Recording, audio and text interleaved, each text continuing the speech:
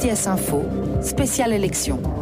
Et voici notre séquence face aux petits partis. Ce soir, Muriel Balamant reçoit Philippe Brennenstuhl, président du Parti nationaliste suisse. Aujourd'hui, le Parti nationaliste suisse, un parti pour qui vous voterez si vous ne voulez plus aucun nouvel étranger, ni aucun immigré, ni plus aucune naturalisation en Suisse. En revanche, vous ne voterez pas pour le Parti nationaliste suisse si vous voyez de bons côtés à la mondialisation ou si vous estimez que la Suisse doit maintenir sa tradition humanitaire. Vous pourrez voter pour le Parti nationaliste suisse uniquement dans le canton de Vaud et il y a 4 ans, 0,08% de la population vaudoise a voté pour lui. Bonjour Philippe Brennenstuhl. Bonjour. Vous êtes le président du Parti nationaliste suisse. Alors, on le sait, dans le canton de Vaud, les partis de droite sont nombreux. Il y a bien sûr l'UDC, mais également les démocrates suisses, l'UDF et vous aussi, le Parti nationaliste suisse.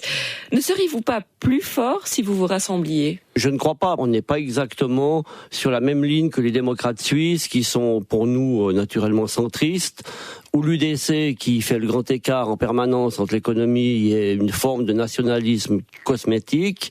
Donc, si vous estimez que les démocrates suisses sont centristes, comment est-ce que vous définissez votre programme politique ? Vous vous définissez comme un mouvement populiste ?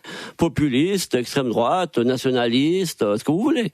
Il peut être perçu naturellement comme radical, mais la situation impose. Notre peuple souffre. Il n'y a pas de représentants vraiment pour le peuple suisse.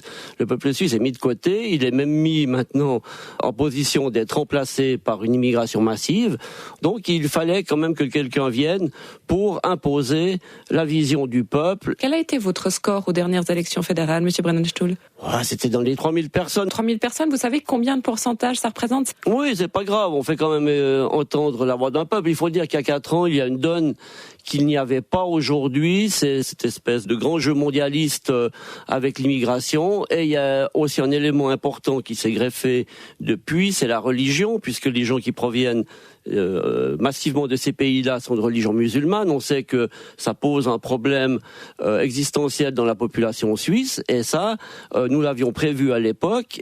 Et nous, je pense que par notre vision de réduction de l'immigration drastique, on peut éviter ce qui se passe en France et dans d'autres pays avec ce problème-là.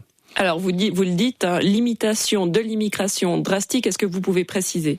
Oui, nous, on prône pour un moratoire. D'ailleurs, l'UDC a tenté de le reprendre assez bêtement. Et nous, ce qu'on propose, c'est 0% d'immigration, 0% de naturalisation. L'immigration, quelle qu'elle soit, eh bien, nous devons stopper ça. Pour vous, une Suisse vivable, c'est une Suisse à combien d'habitants ? 6 millions et quelques d'habitants. Je pense que c'est la masse critique. 6 millions et quelques d'habitants, ça veut quand même dire que 2 millions d'habitants doivent débarrasser le plancher. Non, ils ne doivent pas débarrasser le plancher, parce que si on prend 10 ans de stoppage de l'immigration, je pense qu'on va baisser déjà d'1 million. Sans immigration, vous voulez paralyser l'économie suisse ? Tout le monde fait le grand écart, justement, entre l'économie et le nationalisme, je parle des partis de droite, et personne ne vient freiner ce train fou de l'immigration qui va nous faire dérailler. Et je pense que ça sera pire qu'une crise économique. Au niveau de la sécurité, au niveau de l'habitation, au niveau de la pollution, ça devient insupportable. Et les retraites, vous espérez les payer comment ?